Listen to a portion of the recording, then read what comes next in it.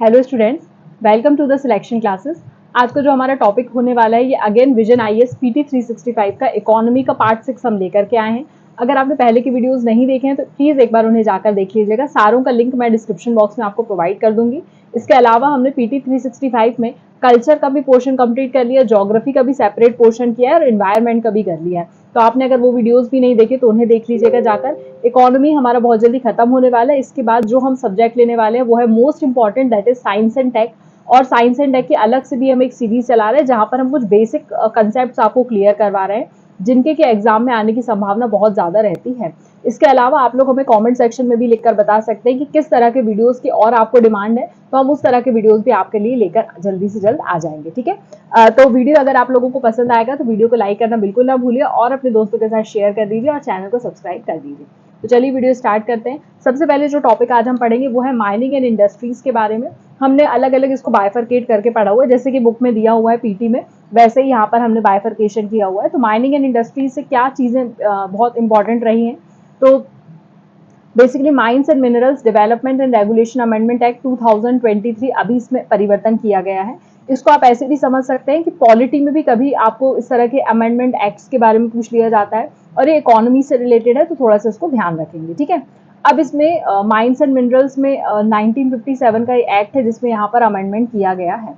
अब अगर मैं बात करूं कि mines and minerals development regulation जो है ये अमेंडेड हुआ था 2015 में। फिर उसके बाद सेवरल रिफॉर्म्स इसमें आपको देखने के लिए मिले हैं, जिसके तहत यहाँ पर district mineral foundations and national mineral foundations trust, exploration trust, ये यहाँ पर बनाए गए हैं। ये दोनों चीजें ध्यान रखेंगे। इस एक्ट को फिर से अमेंड किया गया था 2016 में, 2020 में और 2021 में, 3 बार हुआ है, ये ध्यान रखेंगे। बेसिकली 4 बार हो गए है ना। 57 में ले बना, देन उसके बाद 2015, 16, 20 और 21 में अमेंडमेंट हुआ और अभी 23 में हम फिर से अमेंडमेंट लेकर आए हैं। ठीक है, यहाँ पर डिस्टिंक्शन जो है कैप्टिव और मर्केंट माइंस में, उसको यहाँ पर रिमूव कर दिया गया है। और यहाँ पर क्या रिमूव किया गया है, restriction on the transfer of mineral concession, ये भी यहाँ पर रिमूव किया गया है। जो चीजें रिमूव करी है वो आपको पता होना चाहिए। Next we have omission of 6 minerals from the list of 12 atomic minerals. यहाँ पर 6 मिनरल्स जो है उनको ओमिट कर दिया गया है। बेसिकली 12 एटॉमिक मिनरल्स जो थे पार्ट बी में इसके बताए जाते थे फर्स्ट शेड्यूल में, वो उनमें से ओमिट कर दिया गया 6 मिनरल्स को। मैं आपको भी बता देती हूँ कौन से वाले। बेसिकली ये मिनरल्स जो है इनकी एप्लीकेशन स्पेस इंडस्ट्री में बहुत ज्यादा है, इलेक्ट्रॉनिक्स कम्युनिकेशन में बहुत ज्यादा है और बोल रहे हैं कि ये नेट जीरो एमिशन कंडक्ट करते हैं, इसलिए इन मिनरल्स को हमको यूज करना बहुत जरूरी है। यहाँ पर प्राइवेट सेक्टर को भी मिनरल्स और माइंस में इन्वॉल्व किया गया है कि केवल गवर्नमेंट नहीं करेगा, अब माइनिंग का काम प्राइवेट सेक्टर्स भी कर सकते हैं। अब कौन कौन से वो ऑमिट कर दिए हैं तो देख लीजिए, beryl and other beryllium bearing minerals हो गए, लिथियम बियरिंग मिनरल्स हो गए, नियोबियम हो गया, टाइटेनियम हो गया, टेंटेलियम हो गया और जैरकोनियम हो गया। तो ये नाम याद रखने हैं आपको, bills and beryllium, lithium, niobium, titanium, tantalum और जैक्रोनियम, इनके नाम याद रखिएगा, क्वेश्चन आने की संभावना है। ठीक है, next we have critical minerals. Critical minerals कौन से होते हैं, बेसिकली जो मिनिस्ट्री ऑफ माइंस है उसने अपनी पहली रिपोर्ट जारी करी है क्रिटिकल मिनरल्स ऑफ इंडिया को लेकर। अब यहाँ पर अगर मैं मिनिस्ट्री ऑफ माइंस की बात करूंगी तो it has constituted a committee for identification of critical and strategic minerals, जिनके वही हो सकते हैं। अब देखिए आप नाम से समझ में आ जाएगा, क्रिटिकल मिनरल्स मतलब रेयर अर्थ एलिमेंट्स जो होते हैं वो आ जाएंगे। ठीक है, तो 17 रेयर अर्थ एलिमेंट्स हैं और 6 यहाँ पर प्लेटिनम ग्रुप के एलिमेंट्स हैं। ये भी मैंने कल आप लोगों को बताया था कि रेयर मेटल्स में काउंट होता है प्लेटिनम, तो वही चीज है। उसके बाद यहाँ पर 15 आपको लेंथेनाइट्स देखने के लिए मिल जाएंगे जिनका एटॉमिक नंबर 57 होता है। लेंथेनियम 271 होता है, ठीक है ना, 57 से लेकर 71 तक के लेंथेनाइट्स कहलाएंगे। देन उसके बाद स्कैंडियम करके जिसका एटॉमिक नंबर 21 है, इट्रियम 39 है, ये याद रख लीजिएगा थोड़ा सा। ठीक है, उसको हम अलग अलग क्लासिफाई कर सकते हैं, लाइट हमारे आरई हो सकता है, हैवी आरई हो सकते हैं, ये भी ध्यान रखेंगे। और क्रिटिकली मिनरल्स जो होते हैं उनको 2 पैरामीटर्स पे अपन जज करते हैं और इनकी जो लिस्ट होती है ये एक, इसके तहत यहाँ पर हम पॉलिसी फॉर्मुलेशन फ्रेमवर्क जो भी निर्धारित करते हैं उसके तहत ही यहाँ पर इन्वेस्टमेंट कैसा होना है, किस तरह से हमको स्ट्रेटेजिक प्लानिंग करनी है, वो सारा निर्धारित होगा। तो कौन कौन सी चीजें शामिल है वो ध्यान रख लीजिएगा। बेसिकली इसमें 30 क्रिटिकल मिनरल्स को शामिल किया गया है, 17 ये है, 16 ये है, इनका बाइफर्गेशन पढ़ लीजिए, ठीक है। Next we have offshore areas mineral development and regulation amendment act 2023। अब ऑफशोर एरियाज क्या हो जाएंगे, तो ये offshore area minerals development and regulation bill 2023 आया है, जिसको असेंट मिल गया है प्रेसिडेंट का, तो अभी एक्ट बन गया है, ठीक है। अब यहाँ पर इसके development and regulation of mineral resources की बात करी गई है, जहां पर आपको कॉन्टिनेंटल शेल्फ देखने के लिए मिलेगा, एक्सक्लूसिव इकोनॉमिक जोन, ये सारी जगहों पर किस तरह से हमको मिनरल रिसोर्सेज का रेगुलेशन और डेवलपमेंट करना है, ठीक है। ये कंट्रोल और रेगुलेट कौन करेगा, इनको कंट्रोल और रेगुलेट करने का काम हमारी यूनियन गवर्नमेंट का होता है। और the process of retrieving the mineral deposited from the deep sea beds at the depth of more than 200 meters, मतलब वही है, कोस्टल एरिया के आसपास आपको निकालना है, और जो डीप डेप्थ होगी यहाँ पर वो कितनी हो जाएगी, 200 मीटर्स की हो जाएगी। National geo science data repository portal NGDRP, ठीक है, ये यूनियन मिनिस्ट्री ऑफ माइंस ने अगेन लॉन्च किया है। यहाँ पर ये it has been created as a part of a national mineral exploration policy 2016 के तहत इसको बनाया गया है। ये बेसिकली क्या करेगा, it will make available all the geological, geochemical, geophysical and mineral exploration data, ये डेटा प्रोवाइड करने का काम करेगा public domain on a digital Jio special platform पर। बेसिकली जो geological survey of India GSI ने यहाँ पर रिस्पॉन्सिबिलिटी दी है इसको बनाने की, किसके तहत, एंड हमने जो इसके पहले पोर्टल पढ़ा है, नेशनल मिनरल एक्सप्लोरेशन पॉलिसी 2016 के तहत, ठीक है।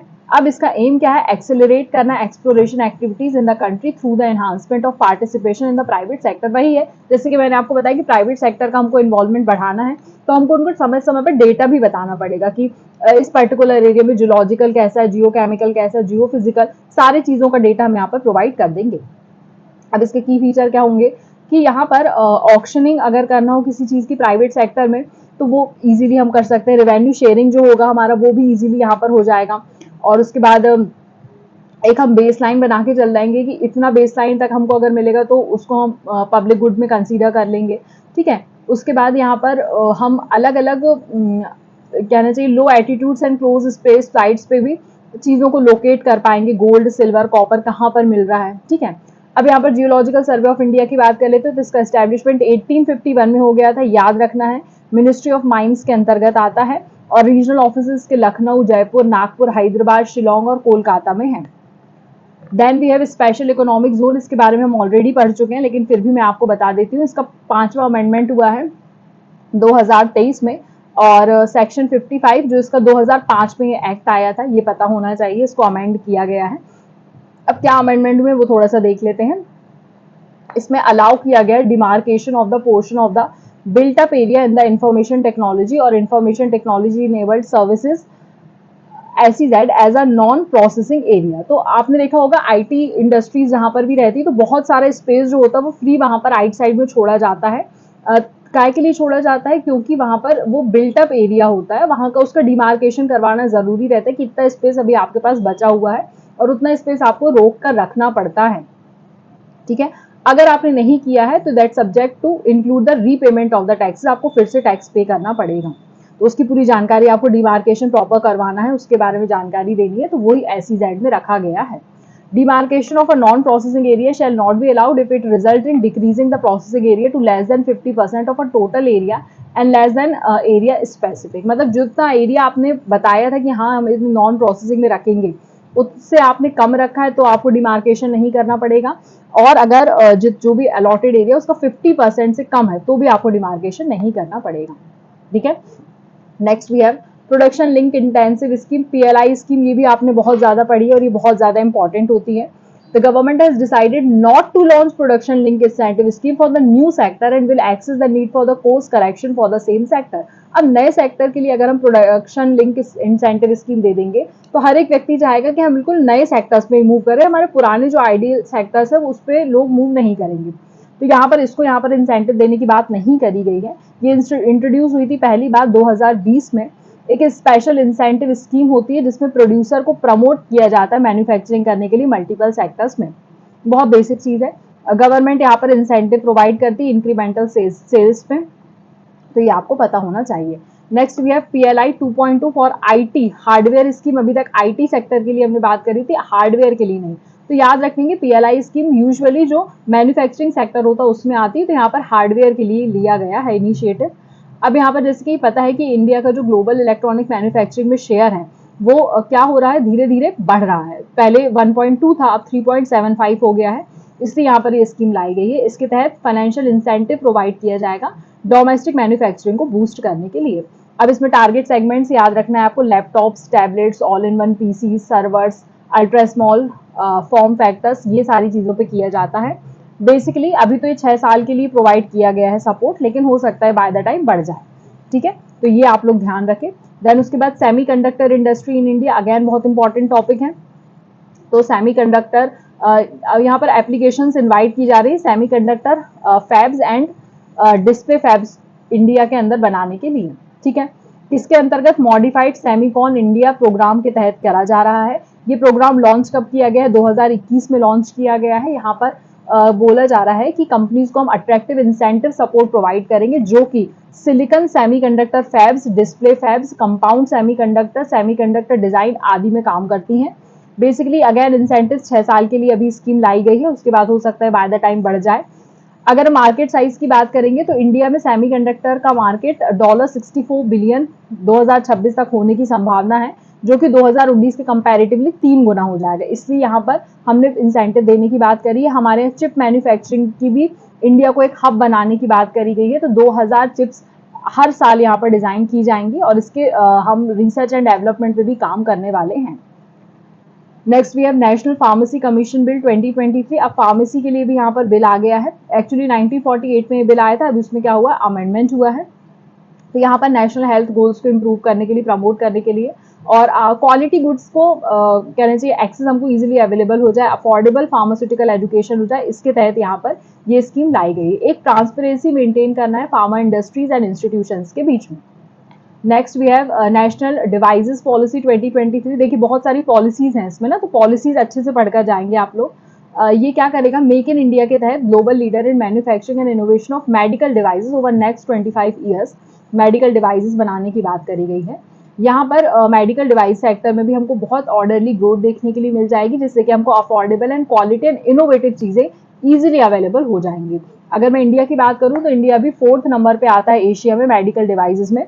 सबसे पहले आता है Japan, then China, then we have South Korea. सारे हमारे एशियन कंट्रीज ही हैं, तो इंडिया को भी यहाँ पर पार्टिसिपेट करने के लिए ज्यादा मेहनत करना पड़ेगी। देन वी हैव कुछ इस पॉलिसी के सेलिएंट फीचर। रेगुलेटरी स्ट्रीमलाइन कौन करेगा, तो it create a single window clearance system for licensing, enhancing the role of Indian standards like BIS and designing a coherent pricing regulation. तो prices भी फिर चीजों के क्या होंगे, कम हो गए। अभी आपको पता है कि हर चीज के प्राइस बहुत ज्यादा रहते हैं, यहाँ पर प्राइस आपको कम देखने मिलेंगे। प्लग एंड प्ले इंफ्रास्ट्रक्चर पर ये काम करेगा और यहाँ पर अलग अलग चीजें दी, उसको एक बार आप देख लीजिएगा। बहुत इंपॉर्टेंट नहीं है, जो जो इंपॉर्टेंट था वो मैंने आपको बता दिया। तो आई होप आपको वीडियो अच्छा लगा होगा। अगर वीडियो हेल्पफुल लगा है तो प्लीज इसे लाइक करना बिल्कुल ना भूलें और अपने दोस्तों के साथ शेयर कर दीजिए। चैनल को सब्सक्राइब कर लीजिए और अगर पहले की वीडियोस नहीं देखें तो उन्हें जाकर देख लीजिए। हमारे टेलीग्राम चैनल से जुड़ जाइए, जहां पर आपको इसका PDF अवेलेबल हो जाता है। धन्यवाद।